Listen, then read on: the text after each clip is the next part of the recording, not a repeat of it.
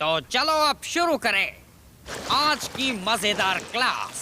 जैसा कहा है वैसे ड्यूटी निभाओ। खड़े हो जाओ, निशाना लगाओ। फायर! गुड मॉर्निंग बच्चों, जैसे चाहे वैसे फायरिंग करो। मैं साथ में अटेंडेंस लेता हूँ। सो गाय प्रेजेंट। माफी चाहता हूँ कि तुम लोगों को गोलीबारी के बीच में भी बोलना पड़ेगा। Yes sir. Okajima present. Okuda present. Kataoka present. Kayano present. Kanzaki present. ठीक है, कोई देरी नहीं हुई। बहुत अच्छे। तुम्हारी ये कोशिश देखकर मुझे बहुत ही खुशी हुई। कितनी तेज हैं। पूरी क्लास के गोली चलाने पर भी इस पर कुछ असर नहीं हुआ।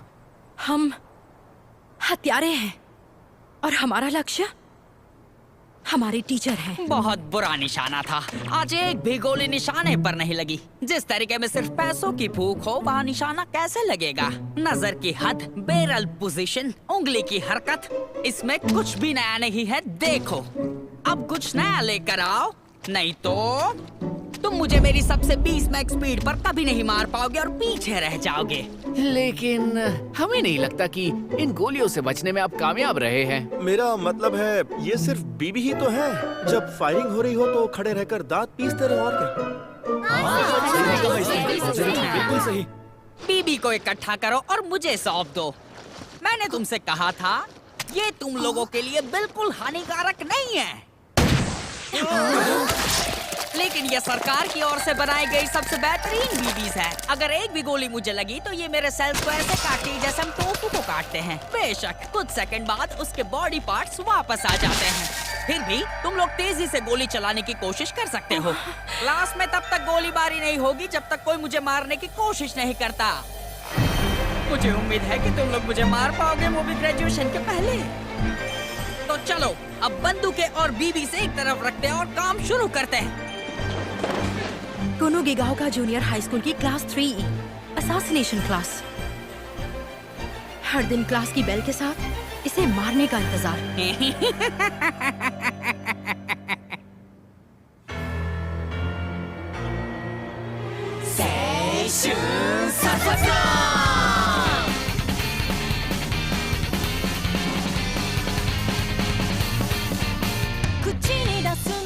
実行するときそれがかっこいいこと知ってるさ探して僕らは殺伐思いは迷えど進む右手と右足に一緒に出そうだなんだイライラの波動は僕らの存在の証明月を見上げ高まるさっさっさっさっさとさやりきってないからやりきれないやりきってないからやりきれない現状打破を小さな声でやがて絶叫したくなるああやりきってないからやりきれないやりきってないからやりきれないどうせというのは簡単だけど今はあがいてみたいんだ君と弾けてみたいんだ青春は未来へ Go さささ青春さささ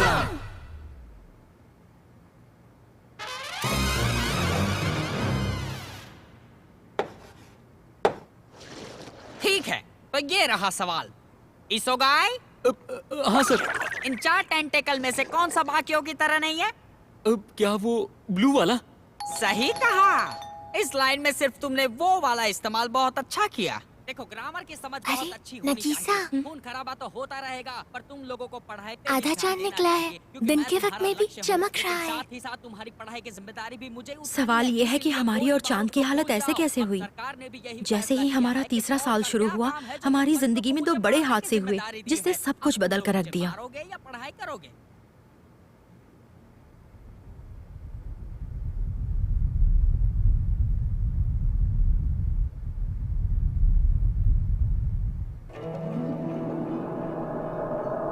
पहले हादसे में चांद पर अचानक धमाका हुआ और उसका आकार एकदम से छोटा हो गया।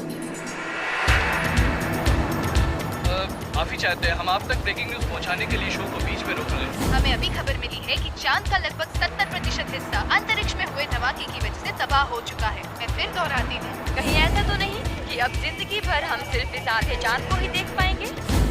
और दूसरा हादसा हमारी क्लास 3 को झेलना पड़ा। कैसे हैं आप लोग? मैं वही हूँ जिसने तुम्हारे चांद पर धमाका किया था। मैं अगले साल पृथ्वी के साथ भी यही करने वाला हूँ। आज से मैं तुम लोगों का टीचर हूँ। तुम लोगों से मिलकर अच्छा लगा। सबके दिल से यही आवाज निकली। मैं डिफेंस मिनिस्ट्री से हूँ। मेरा नाम है करासुमा। सबसे पहले प्लीज इस बात को समझिएगा कि मैं जो बताने जा रहा हूँ वो एक खुफिया जानकारी है। मैं सीधी बात करूंगा। मैं चाहता हूँ कि आप लोग इस प्राणी को मार डालें। क्या हम? पर ये है कौन? क्या ये कोई एलियन है जो हम पे हमला करके हमें मारने आया है? तुम्हारी हिम्मत कैसे हुई? मैं भी पृथ्वी पर ही पला बड़ा हूँ। क्या सच में? देखिए, हम इससे ज्यादा डिटेल में आपको कुछ नहीं बता सकते, लेकिन ये बिल्कुल सही कह रहा है। ये पहले ही चांद को तबाह कर चुका है। अगले साल मार्च में ये पृथ्वी को भी तबाह कर देगा। और इसके बारे में सिर्फ दुनिया भर के लीडर्स ही जानते हैं। अगर इस आदमी की खबर बाहर लोगों तक पहुंची तो दुनिया भर में अफरा तफरी मच जाएगी। ऐसा होने से पहले तुम लोगों को इसे मारना होगा। दूसरे शब्दों में, एक कत्ल होगा। लेकिन ये प्राणी ज्यादा ही तेज है। इसे मारने की कोशिश की तो ये तुम्हारी आईब्रो संवारने में लग जाएगा। बात समझ आई? इस प्राणी के पास हैरत अंगेज ताकतें हैं जिससे इसने चांद की शक्ल बदल दी। इसकी गति मैक 20 तक पहुंच जाती है। दूसरे शब्दों में, अगर ये हमारी आंखों से ओझल हुआ तो हमें बेबस होकर तबाही का इंतजार करना होगा। और ये जाहिर सी बात है कि इसमें मजा नहीं आएगा। इसीलिए मैंने आपकी सरकार को एक ऑफर दी है कि वो मुझे मारने की कोशिश बिल्कुल ना करे। इसके बजाय मैं कोनोगीगा ओका जूनियर हाई स्कूल के क्लास 3 को पढ़ाऊंगा। क्या? पर क्यों? हम नहीं जानते इसे क्या चाहिए, लेकिन हमें सहमत होने के लिए मजबूर किया गया है। इस शर्त पे कि वो किसी भी स्टूडेंट को नुकसान नहीं पहुंचाएगा। ऐसा वादा किया है इसने। हमारे पास 2 वजह है। सबसे पहली, आप लोगों को हर दिन क्लास में आना है और इस पर नजर बनाए रखनी है। और दूसरी वजह, ये 30 लोगों को कई मौके देगा बेहद करीब आकर मारने के लिए। नाकामुरा-सान, क्या मैंने तुम्हें नहीं समझाया था कि खून खराबा पढ़ाई के बीच में नहीं आना चाहिए? माफी चाहती हूँ। सजा तो मिलेगी। जाओ अब पीछे जाकर खड़ी हो जाओ। आखिर ये प्राणी हमारा टीचर बना ही क्यों? और हमें ही इसका खून करने को क्यों कहा गया? मेरे अंदर की चीखें उस आखिरी वजह को सुनकर मद्दम हो गईं। जीतने वाले को 10 अरब यान मिलेंगे। बिल्कुल सही सुना आप लोगों ने। जो इस प्राणी को मारेगा वो असल में पृथ्वी को बचाने में कामयाब होगा। अच्छी बात यह है, ये तुम लोगों को अपने सामने कुछ नहीं समझता। देखा, उन हरी धारियों का मतलब है ये तुम्हें कुछ नहीं समझ रहा। आखिर ये है कौन? जाहिर सी बात है, अगर सरकार मुझे नहीं मार सकती तो तुम लोग कैसे मार पाओगे? उन्होंने मेरे पीछे अपने कटिंग एज फाइटर जेट्स भेजे हैं।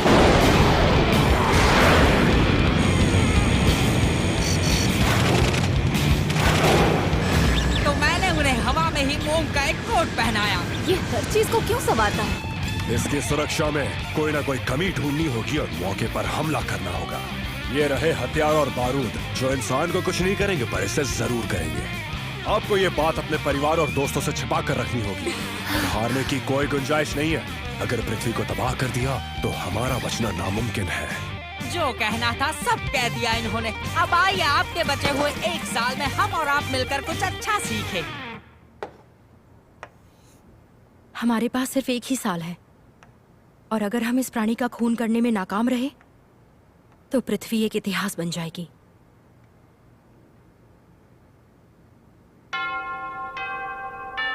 ओह, मेरे लंच का समय हो गया। मैं कुछ मापो टोफू लेने के लिए चाइना जा रहा हूँ, ठीक है? तुम लोगों में से किसी भी हत्यारे को मेरे सेल पर हमला करना है तो उसका स्वागत है। इसके पास मैक 20 की गति है, इसे क्या ही मारेंगे। सिजुआन तक पहुंचने में शायद 10 मिनट लगेंगे, जहां मापो टोफू मिलता है। लगता है कोई भी मिसाइल इसका बाल तक बाका नहीं कर सकती। अरे ये ऑक्टोपस आवाज की फ्रीक्वेंसी से तेज चलते हुए टेस्ट के ग्रेड देता है। क्या सच में? मेरे टेस्ट पेपर में तो उसने ड्राइंग भी बनाई है। पर तुम्हें मैंने नहीं तुम्हें लगता ये लिखने के वो लिए टीचिंग कहा में था, बहुत तो अच्छे तुमने हैं? क्यों नहीं लिखा? हाँ, अब लिखो उसने अच्छे से। क्लास के बाद लेकिन मुझे मैथ मारने की पढ़ाया और कोशिश मैंने बिल्कुल अपने मत टेस्ट में करना। बहुत अच्छे नंबर लाए हैं। हाँ, लेकिन तब भी हम सभी ई क्लास के स्टूडेंट्स हैं। बेस्ट देने के बाद भी कुछ हासिल नहीं होगा। वही तो, ये एक सुपर ऑक्टोपॉइड प्राणी है जिसे हमें जान से मारना है, लेकिन किसी वजह से वो टीचिंग का काम बहुत दिल से किया करता है। और भले ही हमें अचानक उस पर वार करके उसे मारना हो, फिर भी हम मामूली स्टूडेंट्स हैं। लेकिन ई क्लास की बात ही अलग है, हम बाकी स्टूडेंट्स की तरह नहीं हैं। अरे नगीसा, जरा हमारे साथ आओगी? समय आ गया है कि हम उसे मारने के प्लान को आगे बढ़ाएं। उस ऑक्टोपस का चेहरा उसके मूड के हिसाब से रंग बदलता है ना? क्या तुमने कभी उसे ऑब्जर्व किया है, जैसा कि मैंने तुमसे कहा था? काफी हद तक। हम जानते हैं कि जब वो कॉन्फिडेंट महसूस करता है तो उसके चेहरे पर हरी पट्टियां दिखती हैं। हम गलत जवाब देते हैं तो उसका चेहरा बैंगनी रंग का हो जाता है और सही जवाब देने पर चमकीला लाल रंग बन जाता है। लेकिन दिलचस्प बात यह है कि दोपहर को लंच के बाद मुझे ये सब जानने की जरूरत नहीं है। मेरे पास एक प्लान है। हमें जानना है कि वो सबसे ज्यादा कमजोर कब पड़ता है, तभी उसे जाके मारना होगा। मुझे लेकिन हद से ज्यादा अच्छा बनने की जरूरत नहीं है। हम ई क्लास के स्टूडेंट्स हैं। जो लोग इतनी काबिलियत नहीं रखते वो इस मशहूर स्कूल में नहीं पढ़ सकते, याद रखना। जानते हो ना, सब हमें एंड क्लास बुलाते हैं। हर दिन वो लोग हमें इस सुनसान पहाड़ी के कैंपस में भेजते हैं। हमारे साथ भेदभाव करते हैं जैसे कि हम किसी लायक ही नहीं है। हम जैसे हारे हुए लोगों को जिंदगी पता नहीं कब दूसरा मौका देगी। 10 अरब येन जितने पैसे कमाने का। हम इस बार जरूर कामयाब होंगे, इस भयानक स्थिति से उबरेंगे, चाहे इसके लिए हमें किसी भी हद तक जाना पड़े। कोई गड़बड़ नहीं होनी चाहिए, समझे नगीसा? मैंने सुना है कि नागीसा को ई क्लास में भेजा गया है। ओह, खैर ये उसकी प्रॉब्लम है, हमें क्या। मैं आज के बाद उससे बात नहीं करने वाला। मैं भी। लोग ये नहीं सोच सकते कि हम एक ही लेवल के हैं।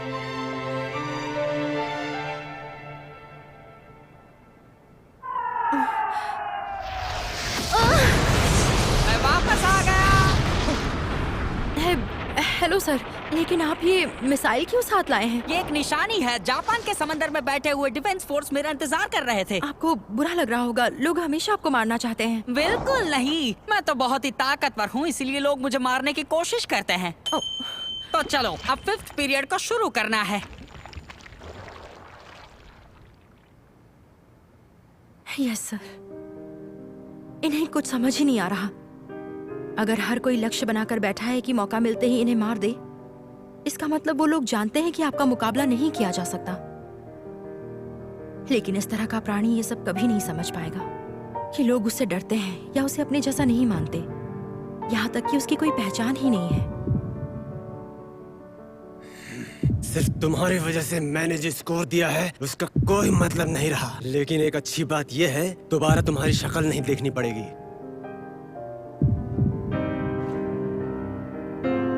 शायद मैं उसे मार सकूंगा। वैसे भी मैं अच्छी तरह से जानता हूँ, ये टीचर भी मुझे किसी काबिल नहीं समझता।